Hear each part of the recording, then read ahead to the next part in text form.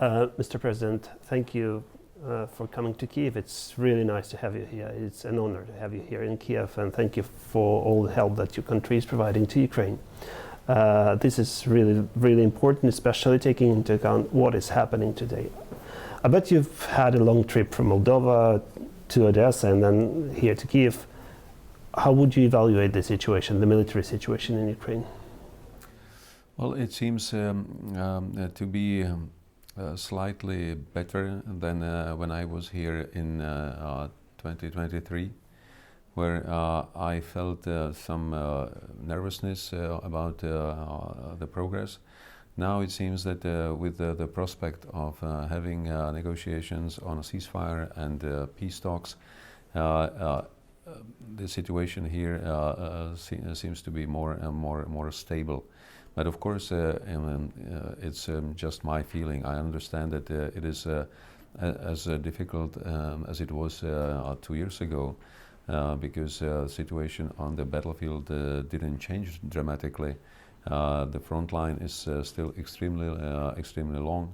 The losses on the battlefield happen every day. It is critically important for not only Ukraine, but also the whole region and Europe to take all the efforts to end this conflict. The United States is claiming to be the locomotive of the peace process between Russia and Ukraine, and President Trump is promising to close this war, to end this war in this way or the other. And they, after the negotiations in Jeddah, they announced that there's a ceasefire, like not ultimate ceasefire, but the partial ceasefire, that Russia promised not to attack Ukrainian energy infrastructure. I know that you left minutes before the attack on Odessa. How did it feel? How do you evaluate the truce, the partial truce that's in place now? You know, on one hand, it is quite natural that with the new American administration, there was a huge expectation about the change, especially when Donald Trump was talking during the campaign about 24 hours that would be enough to resolve the conflict. But of course, if there is a conflict between two big countries involving one nuclear power that lasts more than 3 years, it is extremely difficult to stop it in a short time, especially when there is no sufficient will on the side of the country that started this conflict, and it's Russia.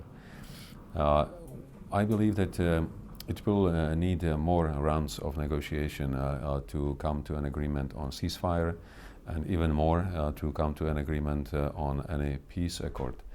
But what we see, including this last massive drone attack on Odessa region, is that Russia is using any moment to escalate the pressure on Ukrainian population, and through that pressure on the population to ensure that people in Ukraine will call on their politicians to end the war at any compromise. I believe that it will not happen, because the attacks like the one yesterday will only harden Ukrainian people instead of making them softer and prone to any kind of agreement. Back in 2022, it felt like the entire world, like civilized world, EU, the United States, everyone realized that Russia was a threat not solely to Ukrainian territorial integrity and national security, but the entire security architecture of the world. Is the feeling the same today? I believe that in those countries that are supporting Ukraine from the very beginning, it didn't change. Many countries around the world are of an opinion that it's necessary to end the conflict, and are on neither side. Many countries pretend to be neutral, because they either have some stakes with Russia, being it some business or dependence on military equipment. Some countries are too distant to understand the difference because they see it as a regional conflict somewhere in Europe. But wherever I have a chance to talk to leaders of foreign countries, even from Africa or South America, I always stress that it's not about being geographically distant. It's about being concerned about the system where rules matter. Because if we disregard the rules, then we will be living in anarchy where big countries with a mighty military would always prevail.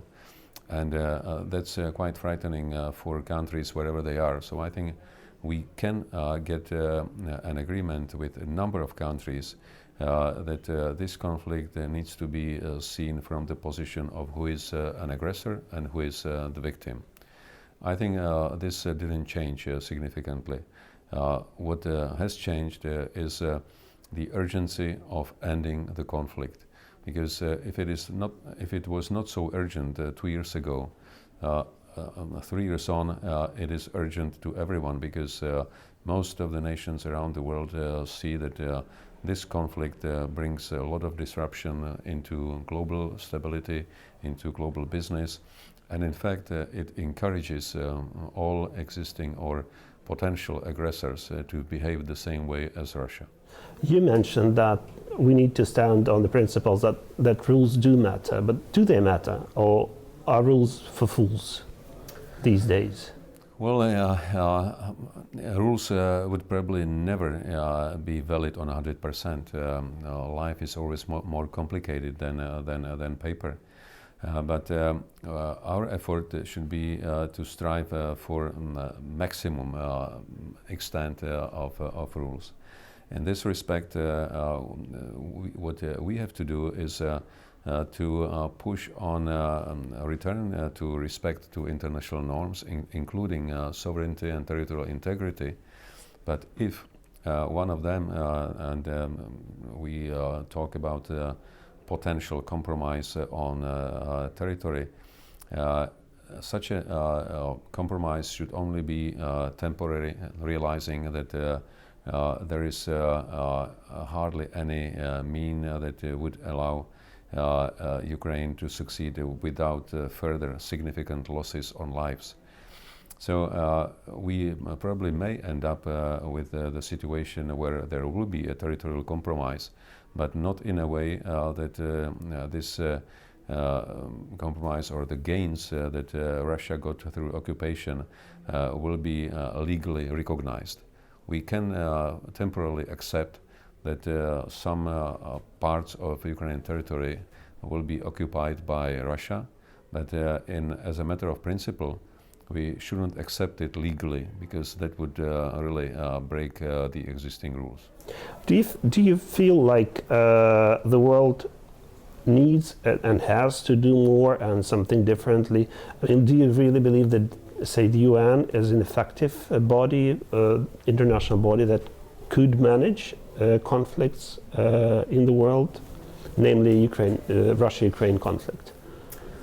We can obviously have a look at the UN as an ineffective organization with a paralyzed Security Council, and we can say, okay, we don't need such an organization. But if we have a look at it from the point of view of available alternatives, then the picture looks different. Would the world be a better place without UN? I don't think so. Or politicians can offer a new structure. Well, if you come to any General Assembly of the UN, you will hear continuous debate about need to reform the UN. And slowly, for some countries too slowly, the changes are being adopted. But of course, to change the procedure of UN Security Council, you need an agreement of permanent members. And if you realize that 2 out of 5 permanent members are Russia and China, you can hardly imagine any significant change to happen. So it's like a stalemate then? Well, I don't think necessarily it's a stalemate. Last General Assembly, when I had debates with the Secretary General and Secretary General for the Assembly, we had a debate about potential change of procedures between Security Council and General Assembly, because resolution of a General Assembly is not binding. It's just recommendation. But if we adopt a change that, for example, a 2/3 majority within General Assembly can override a decision of Security Council, then we may come to a different story. But of course, that would require 2/3 of members of the UN to agree on such a change. And I think it's worth of trying. Out of all politicians, you are the one who knows NATO the most. I believe that, because with your background, by the way, we first met when you visited Mushenko when he was commander-in-chief of the Ukrainian army, and you know very well how NATO works. I'll put it right straight away. Do you think that NATO failed as a military bloc against Russian potential aggression? In general, no, because if NATO acted, that would mean declaration of war or unofficial war between NATO and Russia. And such a conflict would be much worse than the conflict that we see now ongoing in Ukraine, unfortunately. So everyone knew that direct engagement of NATO is out of consideration. And that's why I believe that what we have seen was probably a maximum possible without entering war. But I still have some view that NATO could have done better before the war, not after the aggression. Before the war and after the annexation of Crimea, NATO maintained quite a significant training and assistance mission in Ukraine. I believe that instead of withdrawing all the instructors from Ukraine in early 2022, we could have had a debate with Ukrainian leadership about a big exercise. Inviting to Ukraine thousands, probably 30,000 soldiers of most of the countries of NATO for a big joint exercise.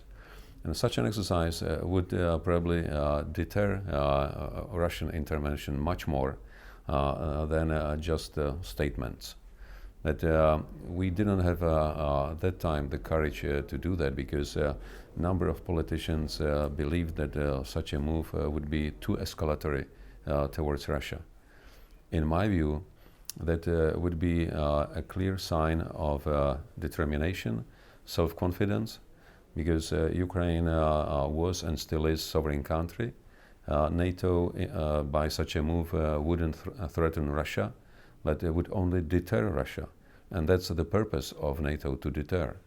I understand that we are running out of time, and I appreciate your time, but the very last question is, does Czechia feel safe now?